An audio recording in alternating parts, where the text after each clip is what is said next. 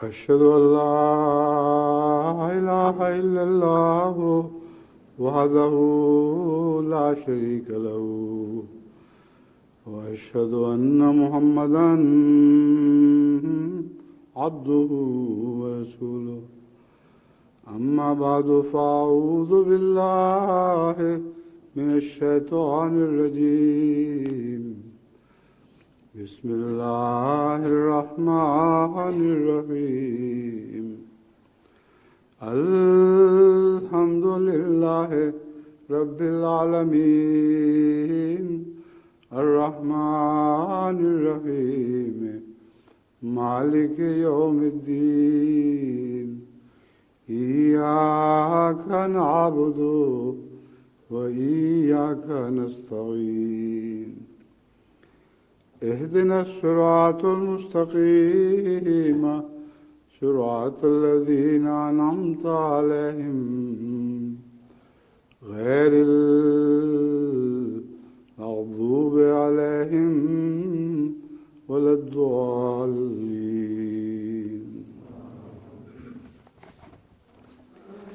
مثل الذين ينفقون أموالهم في سبيل الله كمثل حبة أنبتت 7 سنابل في كل سنبلة 100 حبة والله يضاعف لمن يشاء والله واسع عليم. سورہ البقرہ آیت 262. اس کا ترجمہ یہ ہے کہ ان لوگوں کی مثال جو اپنے مال اللہ کی راہ میں خرچ کرتے ہیں ایسے بیج کی طرح ہے جو 7 بالیں اگاتا ہے، ہر بالی میں 100 دانے ہوں، اور اللہ جسے چاہے اس سے بھی زیادہ بڑھا کر دیتا ہے، اور اللہ وسعت عطا کرنے والا اور دائمی علم رکھنے والا ہے. اس ضمن میں حضرت صلی اللہ علیہ وآلہ وسلم کی ایک حدیث ترمذی باب فضل الثقۃ فی سبیل اللہ،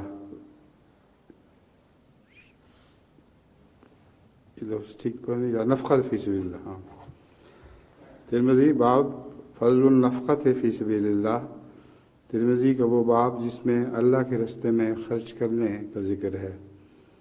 اس میں حضرت خریم بن فاتق رضی اللہ تعالیٰ عنہ بیان کرتے ہیں کہ حضرت صلی اللہ علیہ وسلم نے فرمایا، جو شخص اللہ تعالیٰ کے راستے میں کچھ خرچ کرتا ہے اس سے اس کے بدلہ میں 700 گنا زیادہ ثواب ملتا ہے. اب یہ 700 والا بالکل قرآن کریم کے مطابق حکم ہے، اور اسی لیے میں کہا کرتا ہوں کہ ہمیشہ حضرت صلی اللہ علیہ وسلم کی احادیث کی بنیاد قرآن پر ہوتی ہے، اور اس سے زیادہ ثقہ اور کوئی چیز نہیں. جو کچھ قرآن میں مبنی ہے وہی حدیث میں بیان ہو، روایتیں چاہے کمزور ہوں یا طاقتور ہوں، یہ مضمون اپنی ذات میں کھلی کھلی گواہی دیتا ہے کہ یہ حدیث حضرت صلی اللہ علیہ وسلم کی ہے. دوسری حدیث سعد بن ابی وقاص رضی اللہ تعالیٰ عنہ سے ہے کہ حضرت صلی اللہ علیہ وسلم نے فرمایا، اللہ کی رضا کی خاطر جو کچھ تم خرچ کرو گے اس کا اجر تمہیں ملے گا. اور یہ 700 گنا والا تو بہت زیادہ معیاری ہے، مگر معمولی سا بھی خرچ کرو گے تو اس کا بھی اجر ملے گا. اس ضمن میں حضرت اقدس مسیح موعود علیہ السلام فرماتے ہیں، تمہارے لیے ممکن نہیں کہ مال سے بھی محبت کرو اور خدا سے بھی، صرف ایک سے محبت کر سکتے ہو. بس خوش قسمت وہ شخص ہے کہ خدا سے محبت کرے، اور اگر کوئی تم میں سے خدا سے محبت کر کے اس کی راہ میں مال خرچ کرے گا تو میں یقین رکھتا ہوں کہ اس کے مال میں بھی دوسروں کی نسبت زیادہ برکت دی جائے گی، کیونکہ مال خود بخود نہیں آتا بلکہ خدا کے ارادے سے آتا ہے. اب یہ جو خدا کے ارادے سے مال آتا ہے یہ بعض دفعہ نعمت کے طور پر ملتا ہے اور بعض دفعہ ابتلا کے طور پر آتا ہے. تو یہاں اس تعلق میں ان لوگوں کا ذکر کر رہا ہوں، ان مخلصین کا जिनको खुदा की तरफ से माल मिलता है और मोहब्बत की वजह से मिलता है, इब्तला के तौर पर नहीं बल्कि नेमत के तौर पर अता होता है। बस जो शख्स खुदा के लिए बाज़ हिस्सा माल का छोड़ता है वो ज़रूर उसे पाएगा, लेकिन जो शख्स माल से मोहब्बत करके खुदा की राह में वो खिदमत बजा नहीं लाता जो बजा लानी चाहिए, तो वो ज़रूर इस माल को खोएगा। ये मत ख्याल करो कि माल तुम्हारी कोशिश से आता है, बल्कि खुदा ताला की तरफ से आता है। अब इसमें भी मुखलिसीन को अपनी ज़िंदगी में तजर्बा करके देखना चाहिए। बाज़ लोग बेइंतहा कोशिश करते हैं लेकिन कुछ भी फ़ायदा हासिल नहीं होता, और बाज़ लोग मामूली से खर्च करते हैं या महज दिमाग लड़ाते हैं, और जैसे छत फाड़ कर माल आ रहा हो उनको बहुत कसरत से मिलता है। ये मत ख्याल करो कि तुम कोई हिस्सा माल का देकर या किसी और रंग से कोई खिदमत बजा लाकर खुदा ताला और उसके फरिश्तादा पर कुछ एहसान करते हो, बल्कि ये उसका एहसान है कि तुम्हें इस खिदमत के लिए बुलाता है। और मैं सच सच कहता हूँ कि अगर तुम सब के सब मुझे छोड़ दो और खिदमत और इमदाद से पहलू तही करो, तो एक कौम पैदा कर देगा कि उसकी खिदमत बजा लाएगी। अहमदियों के लिए जो माली कुर्बानी में बहुत हिस्सा लेते हैं, ये बहुत बड़ी तंबीह है। वो ये ना समझ बैठें कि हम एहसान कर रहे हैं। हज़रत मसीह मौऊद अलैहिस्सलाम फरमाते हैं, अगर तुम नहीं करोगे तो खुदा एक और कौम पैदा कर देगा। तुम यकीनन समझो कि ये काम आसान आसमान से है और तुम्हारी खिदमत सिर्फ तुम्हारी भलाई के लिए है। बस ऐसा न हो कि तुम दिल में तकब्बुर करो और या ये ख्याल करो कि हम खिदमत माली या किसी किस्म की खिदमत करते हैं। मैं बार बार तुम्हें कहता हूँ कि खुदा तुम्हारी खिदमतों का ज़रा मोहताज नहीं। हाँ, तुम पर ये उसका फजल है कि तुमको खिदमत का मौका देता है।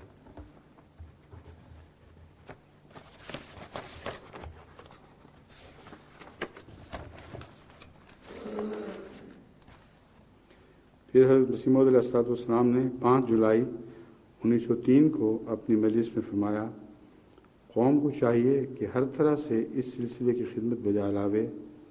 माली तरह पर भी खिदमत की बजा आवरी में कोताही नहीं चाहिए। देखो, दुनिया में कोई सिलसिला बग़ैर चंदे के नहीं चलता। रसूल करीम सल्लल्लाहु अलैहि वसल्लम, हज़रत मूसा और हज़रत ईसा सब रसूलों के वक्त चंदे जमा किए गए। बस हमारी जमात के लोगों को भी इस अमर का ख्याल ज़रूरी है। अगर ये लोग इल्तिज़ाम से एक एक पैसा भी साल भर में देवें तो बहुत कुछ हो सकता है।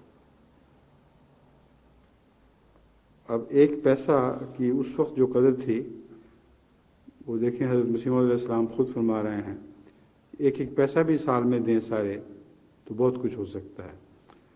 अब तो पैसा बढ़कर बाज़ जगह लाखों करोड़ों में भी बन गया है। और जहाँ तक रुपयों का ताल्लुक़ है, बाज़ लोग ऐसे चंदा भी देते हैं कि अगर उसको पाकिस्तानी रुपए में तब्दील किया जाए अब तो 1 करोड़ बन जाएगा। इसलिए ये पुराने ज़माने की बातें हैं, मगर शुक्रिया ख़ुद हज़रत मसीह मौऊद अलैहिस्सलाम अदा कर रहे हैं, और उनका कर रहे हैं जिन्होंने एक पैसा खुदा की नज़र में पेश किया था। अब ऐसे भी पैदा हो सकते हैं जो करोड़हा दें, और आइंदा ऐसे सेठ पैदा होंगे जो करोड़हा खर्च कर सकते हैं और उनकी एक पैसे के बराबर खर्च की भी कदर नहीं होगी। इसलिए अब वक्त है, इस वक्त की कदर करो और हज़रत मसीह मौऊद अलैहिस्सलाम की राह में जो खिदमत आप इस्लाम की सरंजाम दे रहे हैं, माली इमदाद जिस हद तक मुमकिन है करते रहो। हाँ, अगर कोई एक पैसा भी नहीं देता तो उसे जमात में रहने की क्या ज़रूरत है। इसलिए नए तबलीग के लिए ख़ास तौर पर याद रखें कि इसको अहमियत दें कि जो भी अहमदियत में आने का अहद करता है उससे माली कुर्बानी के मुतालिक भी ज़रूर अभी से बात कर ली जाए। और ये हमारा तजुर्बा है दुनिया के हर मुल्क में, जहाँ आगाज़ से माली कुर्बानी की बात की जाए वहाँ उस वक्त दिल खुल जाते हैं। कहते हैं उस वक्त ढाला जाता है लोहे को जब गर्म होता है। बस जब वो अहमदियत कबूल करता है, कबूल करने वाला, उस वक्त उसके दिल में नरमी होती है। اس وقت تاکیداً اس کو کہیں کہ خدا کی راہ میں ضرور کچھ مال خرچ کرو، اور باقاعدہ جماعت کے اندر جو رواج ہے اس کے مطابق نہ صحیح کچھ کرو اور عہد کرو کہ وہ ضرور دو گے۔ تو اس سے رفتہ رفتہ اللہ تعالیٰ کے فضل کے ساتھ ان کی تربیت ہوتی چلی جاتی ہے، اور پھر وہ شرع سے بھی زیادہ دینے لگ جاتے ہیں۔ حضرت مسیح موعود علیہ السلام فرماتے ہیں، اور جو شخص ایسی ضروری مہمات میں مال خرچ کرے گا، میں امید نہیں رکھتا کہ اس مال کے خرچ سے اس کے مال میں کچھ کمی آئے گی، بلکہ اس کے مال میں برکت ہوگی۔ بس چاہیے کہ خدا تعالیٰ پر توکل کر کے پورے اخلاص اور جوش اور ہمت سے کام لیں کہ یہی وقت خدمت گزاری کا ہے۔ پھر بعد اس کے وہ وقت آتا ہے کہ ایک سونے کا پہاڑ بھی اس راہ میں خرچ کریں تو اس وقت کے پیسہ کے برابر بھی نہ ہوگا۔ یہ بات میں نے ابھی عرض کی تھی، بعد میں پہاڑوں کے برابر سونا خرچ کرنے والے بھی شاید بڑے بڑے لوگ پیدا ہو جائیں، مگر مسیح موعود کے زمانے میں جو خدمت کی جائے اس کے ایک پیسہ کے برابر بھی ان کو روح کی اہمیت نہیں ہوگی۔ اب سنیے، فرماتے ہیں یہ ایک ایسا مبارک وقت ہے کہ تم میں وہ خدا کا فرستادہ موجود ہے جس کا صدہا سال سے امتیں انتظار کر رہی تھیں۔ حضرت مسیح موعود علیہ السلام اپنی روحانی حیثیت سے ابھی بھی موجود ہیں، اور اس لیے آپ یہ نہ سمجھیں کہ وہ وقت گزر گیا ہے۔ آج بھی آپ اگر حضرت مسیح موعود علیہ السلام کی آواز پر لبیک کہیں تو حضرت مسیح موعود ہی کے زمانے میں سے ہم گزر رہے ہیں۔ تم میں وہ خدا کا فرستادہ موجود ہے جس کا صدہا سال سے امتیں انتظار کر رہی تھیں، اور ہر روز خدا تعالیٰ کی تازہ بشارتوں سے بھری ہوئی نازل ہو رہی ہے، اور خدا تعالیٰ نے متواتر ظاہر کر دیا ہے کہ واقعی اور قطعی طور پر وہی شخص اس جماعت میں داخل سمجھا جائے گا کہ اپنے عزیز مال کو اس راہ میں خرچ کرے گا۔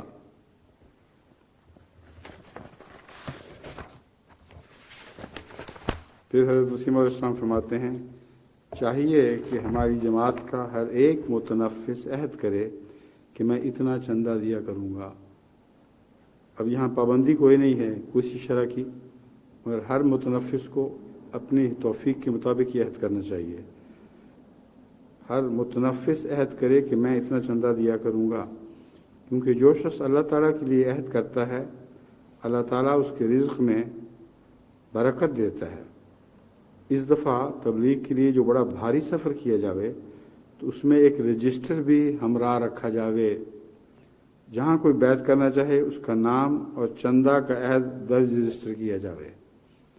تو آج کل جو خدا تعالیٰ کی فضل سے غیر معمولی طور پر تبلیغ پھیل رہی ہے، اس میں یہ بات پیش نظر رکھیں کہ ہر شخص جو احمدی ہوتا ہے اس کا رجسٹر میں نام درج کرنے کے ساتھ اس کا چندہ پوچھ کے اس سے اس وقت درج کر لیا جائے، اور اس ترکیب میں بہت برکت ہوگی۔ جماعت کے اخراجات جتنے بڑھتے ہیں اللہ تعالیٰ پورے بھی کر رہا ہے، اور بہت تھوڑے میں بھی بہت برکت دے رہا ہے، مگر اگر یہ ترکیب بھی استعمال کی جائے تو بہت روپیہ استعمال کرنے کے لیے ملے گا، اور استعمال کرنے کے مواقع بھی ساتھ پھیلتے چلے جائیں گے۔ نیز فرمایا، بہت لوگ ایسے ہیں کہ جن کو اس بات کا علم نہیں ہے کہ چندہ بھی جمع ہوتا ہے۔ ایسے لوگوں کو سمجھانا چاہیے کہ اگر تم سچا تعلق رکھتے ہو تو خدا تعالیٰ سے پکا عہد کر لو کہ اس قدر چندہ ضرور دیا کرو گے، اور ناواقف لوگوں کو یہ بھی سمجھایا جاوے کہ وہ پوری تابع داری کریں۔ اگر وہ اتنا عہد بھی نہیں کر سکتے تو پھر جماعت میں شامل ہونے کا کیا فائدہ؟ نہایت درجہ کا بخیل اگر ایک کوڑی بھی روزانہ اپنے مال میں سے چندہ کے لیے الگ کرے تو بھی بہت کچھ مدد دے سکتا ہے۔ ایک ایک قطرہ سے دریا بن جاتا ہے۔ اگر کوئی 4 روٹی کھاتا ہے تو اسے چاہیے کہ 1 روٹی کی مقدار اس میں سے اس سلسلے کے لیے بھی الگ کر رکھے۔ 4 روٹی کھانے والا تو اپنا پیٹ ہی خراب کرتا ہے، تو اگر 1 روٹی کم کر دے تو اس کا پیٹ کا بھی بھلا ہے، اور خدا کے حضور بھی یہ قربانی مقبول ہو جائے گی۔ اور نفس کو عادت ڈالے کہ ایسے کاموں کے لیے اسی طرح سے نکالا کرے، یعنی روپیہ دینے کے لیے کچھ ذاتی جسمانی قربانی بھی کیا کرے، کپڑوں کے لحاظ سے بھی ہو سکتی ہے، اولاد پر خرچ کے لحاظ سے بھی ہو سکتی ہے۔ بہرحال اس نیت سے کچھ کم دیا جائے، کم کیا جائے خرچ، کہ خدا کی راہ میں خرچ کرنا ہے، تو اس سے بہت اچھی تربیت ہوتی ہے۔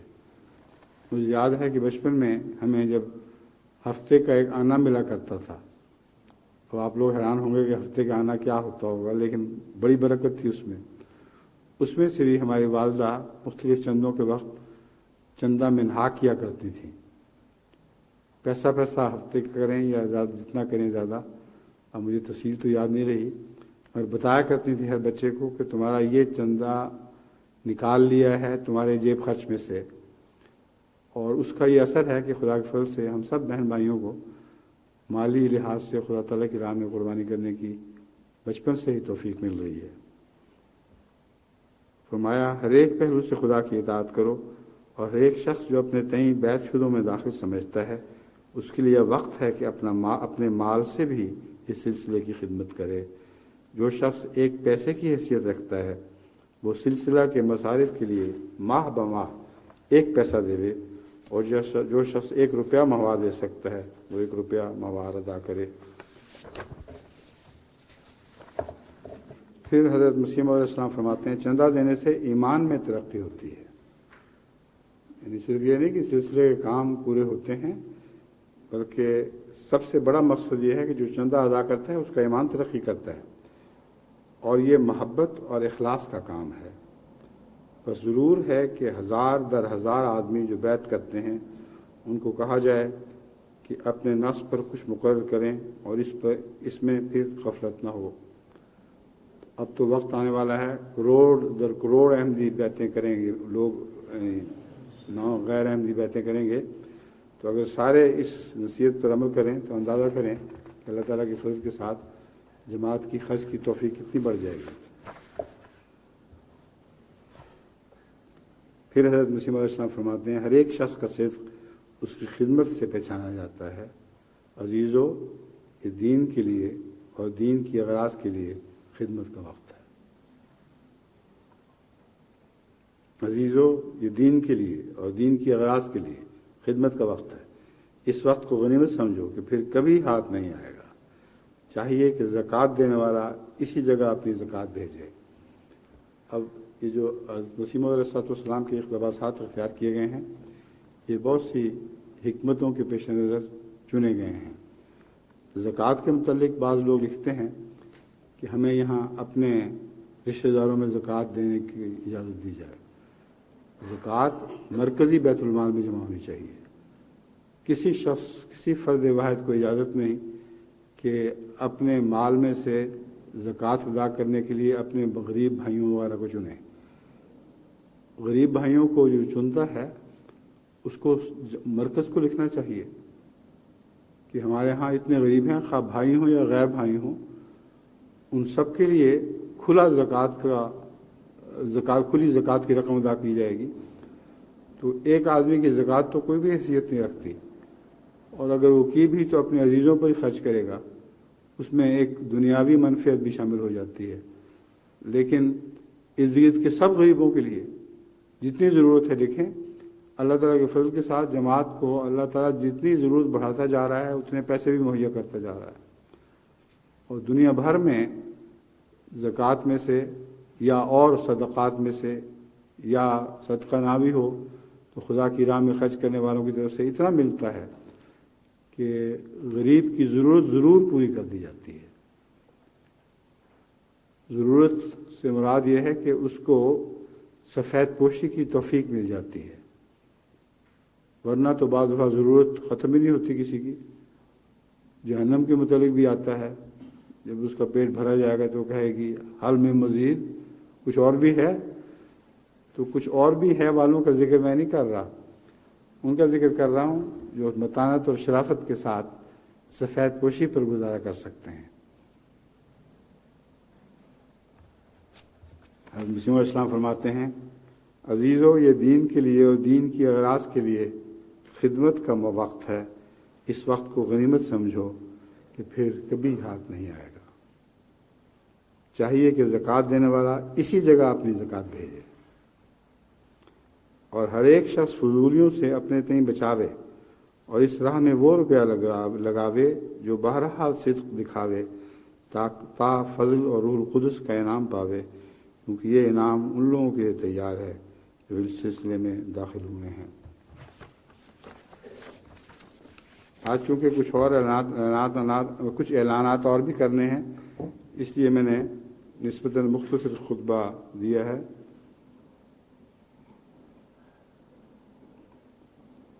امید ہے جو اعلانات ہوں گے ان سے باقی وقت پورا ہو جائے گا، جو بھی ہو اللہ کی مرضی ہے۔ اب میں تحریک جدید کے سارے نو کا اعلان کرنا چاہتا ہوں کہ جو مال کی تحریک کا خطبہ تھا اس کی یہی بنا تھی۔ یہ اعداد و شمار کا قصہ ہے اور کئی لوگوں کو اونگ آنے لگتی ہے، اس لیے اب ذرا ہوشیار ہو کے بیٹھیں۔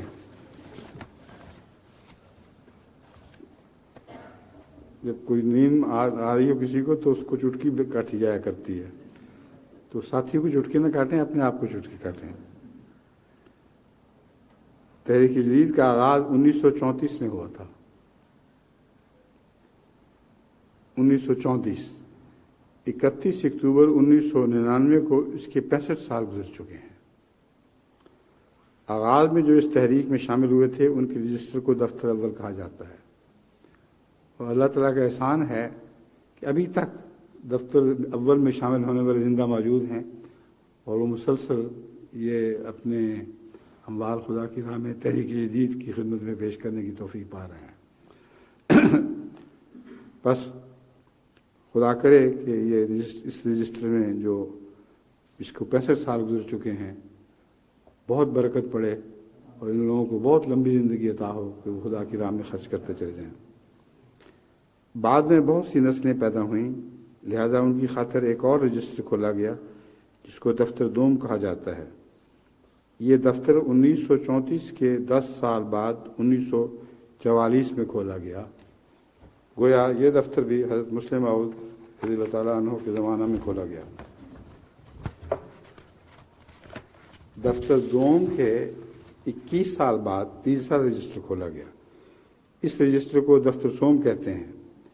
اس دفتر کا اجراء 1965 میں ہوا، یعنی خلافت ثالثہ کے زمانے میں یہ رجسٹر کھولا گیا تھا، اور یہ تیسرا رجسٹر خلافت ثالثہ کے زمانے میں کھولا گیا، اور چوتھا رجسٹر خدا تعالیٰ کے فضل سے میرے زمانے میں کھولا گیا۔ پھر 20 سال بعد چوتھا رجسٹر کھولا گیا۔ اس رجسٹر کو دفتر چہارم کہتے ہیں۔ تو خلافت بھی چہارم ہے اور یہ دفتر بھی چہارم ہے۔ اس کا اجراء 1985 میں ہوا، اور یہ رجسٹر اس وقت تک جاری ہے، اور 20 سال کے بعد پھر ایک اور رجسٹر کھولا جائے گا۔ اگر اللہ تعالیٰ نے توفیق دی، میں امید رکھتا ہوں کہ وہ میرے زمانے میں کھول دیا جائے گا، اللہ تعالیٰ نے توفیق عطا فرمائی۔ ان سال تک اللہ تعالیٰ کے فضل سے 94 ممالک نے تحریک جدید کے مالی جہاد میں حصہ لینے کی توفیق پائی ہے۔ موصولہ رپورٹوں کے مطابق 31 اکتوبر 1999 تک جماعت ہائے احمدی عالمگیر کی تحریک جدید کی کل وصولی 17,71,800 پاؤنڈ تھی۔ اب یہ 17,71,800 پاؤنڈ کی حیثیت ہی کیا ہے؟ لوگ ایک دن میں، بعض امیر آدمی جو جوئے میں ہار جاتے ہیں، وہ رقم ہمارے سارے چندوں سے زیادہ ہوتی ہے، مگر اس میں ایک ذرہ بھی برکت نہیں ہوتی۔ وہ جوئے میں ہارتے ہیں، اور جیتنے والوں کی بھی کچھ برکت نہیں ہوتی، مگر خدا تعالیٰ کی فضل سے اب اتنی تھوڑی سی رقم سے ساری دنیا کی تحریک جدید کی ضرورتیں پوری ہو رہی ہیں۔ جو غیر معمولی برکت ہے، اس میں توئی خدمت کی برکت بہت ہے۔ اتنی توئی خدمت ادا کی جا رہی ہے کہ اگر اس کو محنت کے لحاظ سے اس کی اجرت ادا کی جائے تو وہ کروڑ پاؤنڈ بن سکتی ہے، مگر خدا تعالیٰ کو یہی منظور ہے کہ جماعت خدمت کرے۔ چندہ وصول کرنے والے بھی دن رات محنت کر رہے ہوتے ہیں اور کوئی پیسہ وصول نہیں کرتے، بلکہ اپنی طرف سے دیتے ہیں. تو جماعت کے کاروبار دنیا سے بالکل الگ ہیں. یہ جماعت ہی ایک الگ نمونہ ہے جو خدائی جماعت ہے. اللہ تعالیٰ اس نمونے کو ہمیشہ قائم رکھے. اب کل وصولیت دیکھیں 17,71,800 پاؤنڈ. دیکھنے میں کچھ بھی نہیں، جو کام اتنا زیادہ ہے اس ہر دنیا میں تبلیغ اس کا سلسلہ جاری ہے اور اللہ کے فضل سے بڑی نمایاں کامیابیاں عطا ہو رہی ہیں. پاکستان نے اس دفعہ مشکل حالات کے باوجود خدا تعالیٰ کے فضل سے دنیا بھر کی جماعتوں میں پہلی پوزیشن حاصل کی ہے. پہلے بھی پاکستان پہلی پوزیشن حاصل کرتا رہتا ہے اور مولویوں کو اس کی بڑی تکلیف ہوتی ہے کہ ہمارے ہوتے ہوئے ان لوگوں کو چندہ دینے کی توفیق کیسے مل جاتی ہے. جو مرضی شرارت کر لیں جماعت کے ترقی کے قدم نہیں روک سکتے، نہ روک سکتے ہیں نہ آئندہ کبھی روک سکیں گے. جماعت ہر حال میں ہر قدم آگے ہی بڑھاتی رہے گی. امریکہ کی جماعت بھی خدا تعالیٰ کے فضل سے مسلسل آگے بڑھ رہی ہے. گزشتہ سال کی نسبت انہوں نے تقریباً $1,00,000 زائد پیش کیے ہیں. برما کی جماعت بھی قابل ذکر ہے کیونکہ اس جماعت نے مالی قربانی میں نمایاں ترقی کی ہے اور اس سال گزشتہ سالوں کی نسبت وصولی میں 2 گنا اضافہ کیا ہے. مبارک مسعودین صاحب کو اللہ جزا دے. یہ ان کی وہ وہاں گئے ہوئے ہیں برما، گئے ہوئے تھے اور ان کی خاص محنت اور کوشش سے اللہ تعالیٰ کے فضل سے جماعت کو یہ نمایاں قربانی کی توفیق ملی. اب مجموعی وصولی کے لحاظ سے بالترتیب پہلی 10 جماعتوں کے نام آپ کے سامنے پڑھتا ہوں. Number 1 Pakistan, number 2 Germany, number 3 امریکہ. یہ اسی طرح چلا آ رہا ہے ہمیشہ سے. بڑا زور مارتے ہیں لوگ کہ آگے پیچھے ہو جائیں، مگر نہ پاکستان جرمنی کو آگے نکلنے دیتا ہے نہ جرمنی امریکہ کو. اور انگلستان کا 4تھا نمبر مقرر ہو گیا ہے. شاید میرا قصور ہو کہ 4تھا خلیفہ یہاں رہتا ہے اس لیے انہوں نے بھی 4تھا نمبر اپنا پکا کر لیا.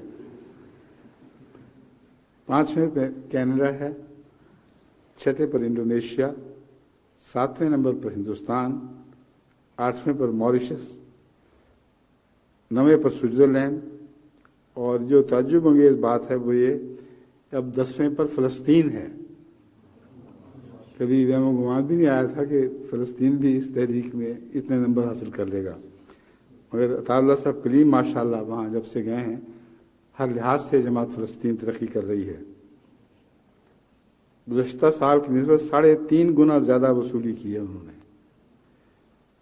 علاوہ ازیں ہالینڈ، آسٹریلیا، بیلجیم، جاپان اور مڈل ایسٹ کی ایک جماعت نے بھی نمایاں قربانی کی توفیق پائی ہے. مڈل ایسٹ کی ایک جماعت لکھا ہوا ہے، احتیاط شاید کی ہوئی ہے بہت زیادہ، شاید سعودی عرب مراد ہو. تحریک جدید کے مالی جہاد میں پہلی بار 11 نئے شامل ہونے والے ممالک کے نام یہ ہیں. جب سے تحریک جدید بنی ہے یہ ممالک پہلے کبھی بھی تحریک جدید میں شامل ہونے کی توفیق نہ پا سکے. اس لحاظ سے بھی بڑی نمایاں ترقی ہے الحمدللہ. آسٹریا، مالی، ٹوگو، بلغاریہ، ٹیونس، مقدونیہ، گنی کناکری، ملاوی، نائجیریا تو بہت پہلے سے ہے، نائجر، چیک ریپبلک اور سلاوک ریپبلک. یہ 10 ہیں. کتنے ہیں؟ 10 نہیں 11 مقدونیہ سمیت 11 ایسی جماعتیں ہیں جن کو پہلے کبھی تحریک جدید میں حصہ ہونے کی توفیق نہیں ملی تھی. اب مجاہدین کی تعداد. تحریک جدید کے مالی جہاد میں شامل ہونے والے مجاہدین کی تعداد 2,66,677 ہو چکی ہے. اب خدا کرے اگلے سال جہاں کروڑوں نئی احمدی بھی آئیں گے اور یہ نئی تحریکات ہیں ان پر عمل ہوگا تو امید رکھتا ہوں کہ 3 لاکھ تو کم از کم ضرور ہو جائے گی چندہ دہندگان کی تعداد. اس سال نئے شامل ہونے والے مجاہدین کی تعداد میں 17,619 کا اضافہ ہے.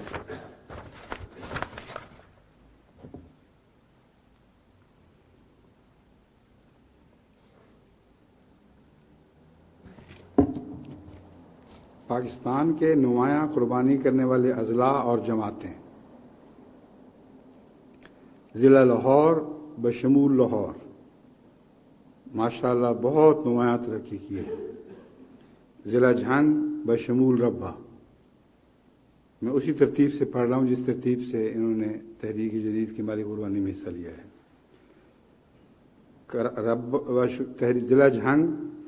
ضلع جھنگ کی باقی جماعتیں بہت چھوٹی سی ہیں. ربا کی طرف سے خدا کے فضل سے بھاری قربانی ہے. کراچی، اسلام آباد، راولپنڈی، کوئٹہ، ضلع تھرپارکر بشمول کنڈی، ضلع گوجرانوالا بشمول حافظ آباد، ساہیوال، میرپور خاص، عمرکوٹ حیدرآباد، بہاول نگر، سرگودھا، مظفر گڑھ، جہلم، پشاور اور نوشہرہ. سرگودھے کی سمجھ نہیں آ رہی کہ وہ کافی پیچھے گرا ہوا ہے، اللہ رحم کرے.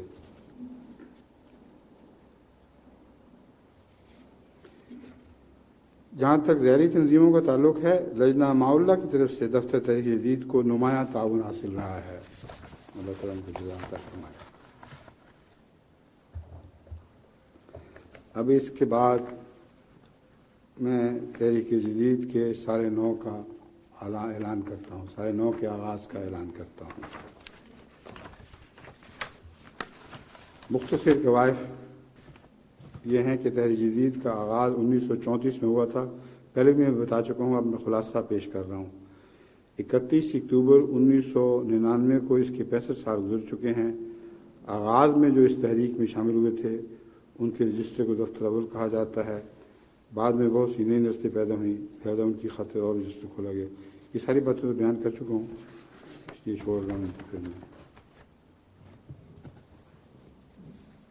ان سال تک اللہ تعالیٰ کے فضل سے 94 ممالک نے تحریک جدید کے مالی جہاد میں حصہ لینے کی توفیق پائی ہے.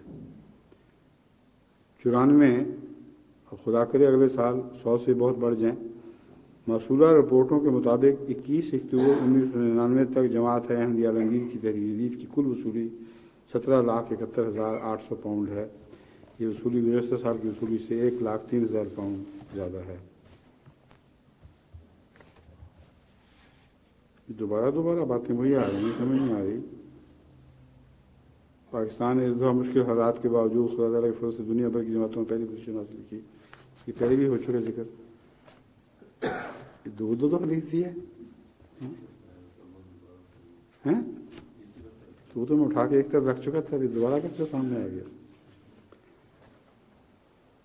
بہرحال یہ کہتے ہیں ایک ہی دفعہ تو پھر دوبارہ پڑھ دیتا ہوں. پاکستان نے اس دفعہ مشکل حالات کے باوجود خدا تعالیٰ کے فضل سے دنیا بھر کی جماعتوں میں پہلی پوزیشن حاصل کی. امریکہ کی جماعت بھی خدا تعالیٰ کے فضل سے مسلسل آگے بڑھ رہی ہے. گزشتہ سال کی نسبت انہوں نے تقریباً $1,00,000 زائد ادا کیے. برما کی جماعت بھی قابل ذکر ہے. اس جماعت نے مالی قربانی میں نمایاں ترقی کی ہے اور اس سال گزشتہ سالوں کی نسبت وصولی میں دگنا اضافہ کیا ہے. پہلے کہہ چکا ہوں نا میں.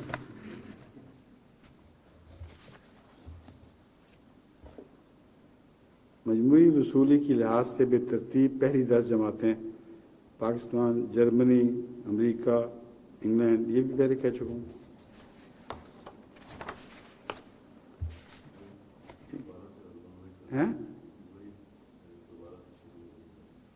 دوبارہ شروع وہی ہو گیا اور میں اس کو اٹھا کے سر ایک کو ادھر رکھ رہا ہوں اس سائڈ پہ، اس لیے مان لیں اپنی غلطی. 2 دفعہ لکھا گیا.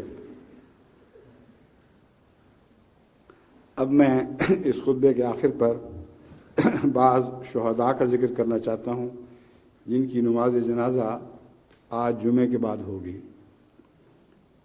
چند ہفتے قبل 8 اکتوبر 1999 کو بنگلہ دیش کے شہر کھلنا کے رہائشی علاقہ نرالا میں واقع احمدیہ مسجد میں بم کا ایک خوفناک دھماکہ ہوا.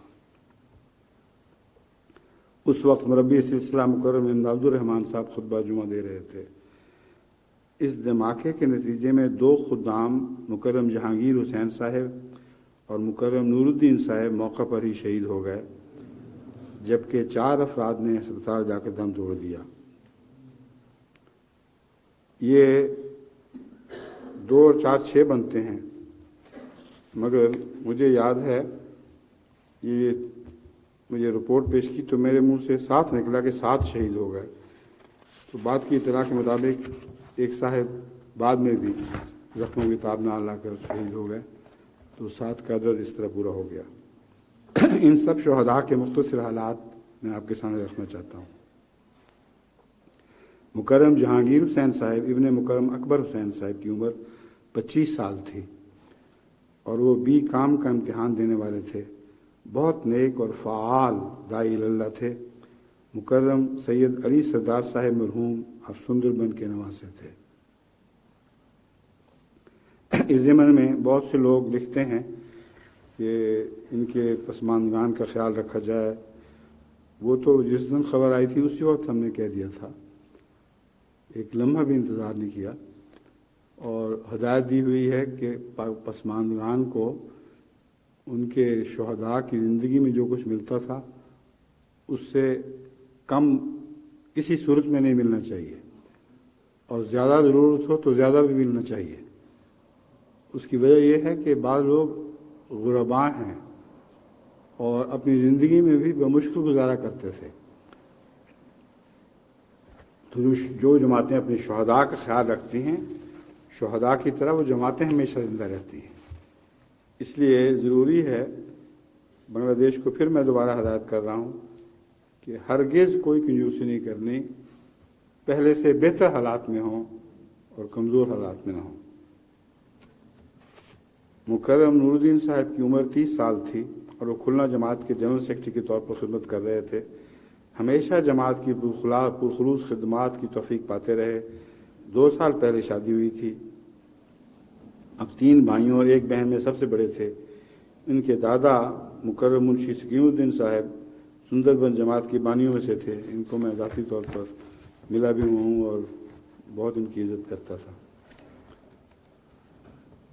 مکرم اکبر حسین صاحب کی عمر 39 سال تھی اور انہوں نے 3.5 سال پہلے اپنی بیوی بچوں کے ہمراہ قبول احمدیت کی سعادت حاصل کی. پسماندگان میں بوڑھی والدہ کے علاوہ 2 بیٹے بھی چھوڑے ہیں. شہادت سے متعلق میرے خطبات سننے کے بعد آپ نے مجھے لکھا تھا. اب یہ بات مجھے خاص طور پر پیش نظر ہے اور میں آپ کو یاد دلانا چاہتا ہوں کہ نئے احمدی تھے، مگر خطبات شہادت کو سننے کے بعد مجھے لکھا کہ حضور دعا کریں مجھے بھی خدا کی راہ میں قربانی کے شرف حاصل ہو. تو اللہ تعالیٰ نے ان کی پرخلوص تمنا پوری کر دی. مکرم سبحان موڈل صاحب کی عمر 54 سال تھی اور یہ سندربن کے رہنے والے تھے. کسی کام سے کھلنا آئے ہوئے تھے. پرجوش داعی اللہ تھے. پسماندگان میں 4 بیٹیاں اور 5 بیٹے چھوڑے ہیں. چھوٹا بیٹا عزم غلام رسول تحریک وقف نو میں شامل ہے. مکرم محب اللہ صاحب عمر 34 سال تھی. آپ جماعت سندربن کے صدر مکرم جی ایم مطیع الرحمان صاحب کے دوسرے بیٹے تھے. 3 سال قبل شادی ہوئی تھی. پسماندگان میں بیوہ اور 1 بیٹی جو تحریک وقف نو میں شامل ہے چھوڑے ہیں. مرحوم کھلنا جماعت کے سیکرٹری وقف نو کے علاوہ خدام الاحمدیہ کے رجل الخائر بھی تھے. ان میں سے بہت سے ایسے ہیں جن کی بیوائیں بہت چھوٹی عمر کی ہیں اور بنگلہ دیش میں رشتے ناطے کی دقتیں بھی ہیں. تو مگر اللہ تعالیٰ کے فضل سے بہت کثرت سے نئے احمدی ہو رہے ہیں. اس لیے جماعت کو اس طرف بھی توجہ چاہیے. پسماندگان کا یہ بھی حق ہے کہ نیک دل آدمیوں سے بیواؤں کی شادیاں ہوں جو یتیموں کا خیال رکھیں. قرآن کریم میں اس کے متعلق بہت تاکید ہے کہ جب سوسائٹی میں یتامہ بڑھیں تو ان کی خاطر ایک سے زیادہ شادیاں بھی کرنی پڑیں تو کرو، مگر یتامہ کا خاص طور پر انصاف کے ساتھ خیال رکھنا ضروری ہے. مکرم ڈاکٹر عبدالماجد صاحب کی عمر 43 سال تھی. آپ کھلنا جماعت کے زعیم انصار اللہ، سیکرٹری تبلیغ اور سیکرٹری وسائل تھے. خود بھی پرجوش داعی اللہ تھے. آپ بحیثیت ڈاکٹر کھلنا میں ہی پریکٹس کرتے تھے. پسماندگان میں بیوہ کے علاوہ 2 بیٹیاں چھوڑی ہیں. جو 7ویں جو میں کہہ رہا تھا جن کی اطلاع ملی ہے وہ مکرم ممتاز الدین احمد صاحب ہیں. آپ کھلنا مسجد کے مؤذن اور خادم تھے. इसी हादसे में शदीद जख्मी हुए, अस्पताल में ज़ेर इलाज रहे मगर जानबर न हो सके। इन्ना लिल्लाहि व इन्ना इलैहि राजिऊन। पसमानदगान में बेवा के अलावा 2 बेटियां और 2 बेटे छोड़े हैं। उनमें से एक बच्ची के अलावा बाकी सब शादीशुदा हैं। अफसोस है कि खुलना की इन शहदा की नमाज जनाजा गायब में ताख़ीर हो गई। मुझे पहले तवज्जो करनी चाहिए थी मगर अल्लाह ताला की मर्ज़ी होती है, किसी हिकमत से ये ताख़ीर हो गई। आज जब हज़रत छोटिया पा के जनाजा गायब का ख्याल आया तो पहले इन शहदा की तरफ दिमाग गया कि पहले उनका हक़ है, उनका नाम पढ़ा जाए, उनके कवायद लिखे जाएँ। और इस जुमे में खुदा ताला ने इनको ये आलमी तौर पर दुआ जमात को दुआ की तौफीक अदा करनी थी कि इन सब के लिए दुआ करें। इसलिए इस जुमे के लिहाज से आज नमाज जुमा के बाद इंशाअल्लाह नमाज जनाजा गायब भी होगी, जिसमें इन शहदा के अलावा हज़रत छोटिया पा मरहूमा जिनके कवायद में अभी आपके सामने पढ़ के सुनाऊँगा, उनका नमाज जनाजा गायब भी होगा।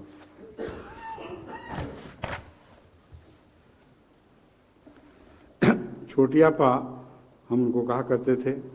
हज़रत सैयदा उम्मे मतीन मरियम सिद्दीक़ा साहिबा हज़रत खलीफुल मसीह सानी की हरम जमात की मारूफ बुजुर्ग हस्ती हज़रत छोटिया पा एक तवील इलाजत के बाद 3 नवंबर 1999 को 81 साल की उम्र में वफ़ात पा गई। इन्ना लिल्लाहि व इन्ना इलैहि राजिऊन। अल्लाह ताला उनको जवार रहमत में आला मकाम अता फरमाए। इस ज़िमन में बड़ी कसरत से ताज़ियत के खतूत भी आ रहे हैं, कुछ लोग मिल भी रहे हैं, लेकिन मालूम होना चाहिए कि मेरे पास अब इतना वक्त है ही नहीं कि सबका जवाब दे सकूं। खुसूसन ऐसी शहादतों के वक्त या ऐसी वफ़ात के वक्त कसरत से डाक आती है। तो मैं इसी जुमे में आप सबका शुक्रिया अदा कर रहा हूं जिन्होंने ताज़ियत का इज़हार किया है। और इसके सिवा अब आपको शुक्रिया कि कोई ख़त नहीं जाएगा। ये रस्मी बात है। जब दिल ममनून है, जब मैं फरिश्ते पढ़ता हूँ तो दिल से दुआ खुद ब खुद उसी वक्त निकल जाती है। तो इतना ही काफ़ी है कि जिन लोगों की फरिश्तें आती हैं उनके ऊपर मैं नज़र डालता हूँ और साथ साथ दिल से खुद ब खुद दुआएं उठती रहती हैं।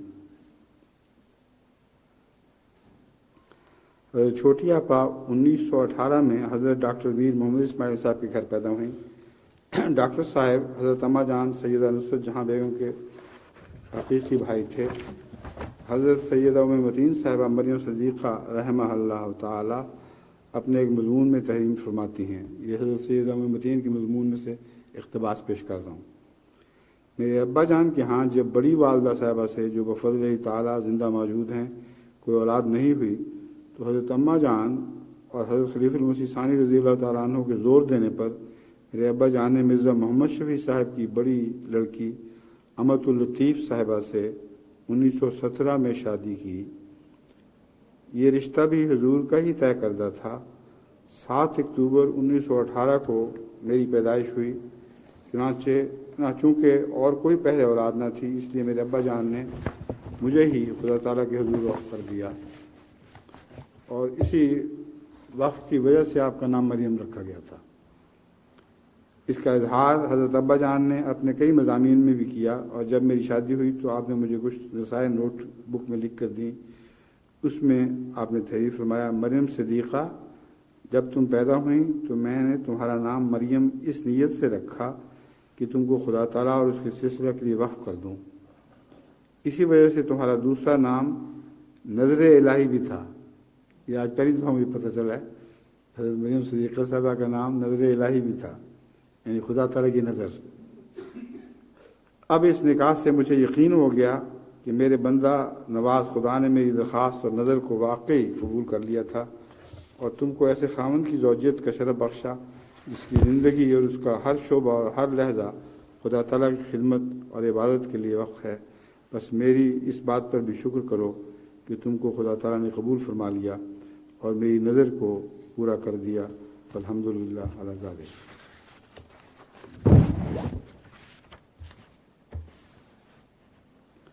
आपने 1942 में लजना हिमायल्ला मरकज़िया में जनरल सेक्रेटरी के तौर पर खिदमत शुरू की थी।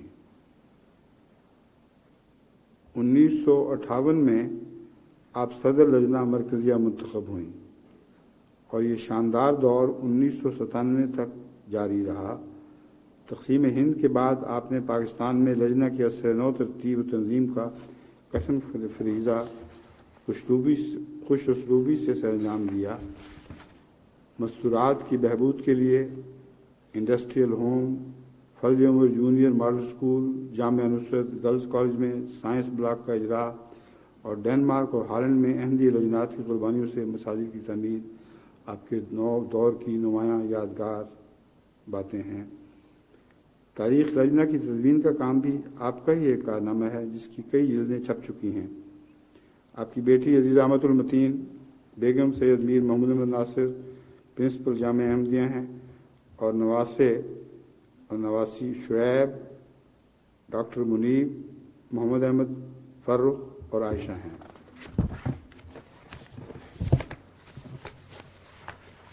اب ان سب شہداء کا بھی ذکر ہو گیا اور حضرت متین کا بھی ذکر ہو گیا، جن کی نماز جنازہ غائب انشاءاللہ جمعے کے مان بعد یہیں اسی مسجد میں ادا کی جائے گی۔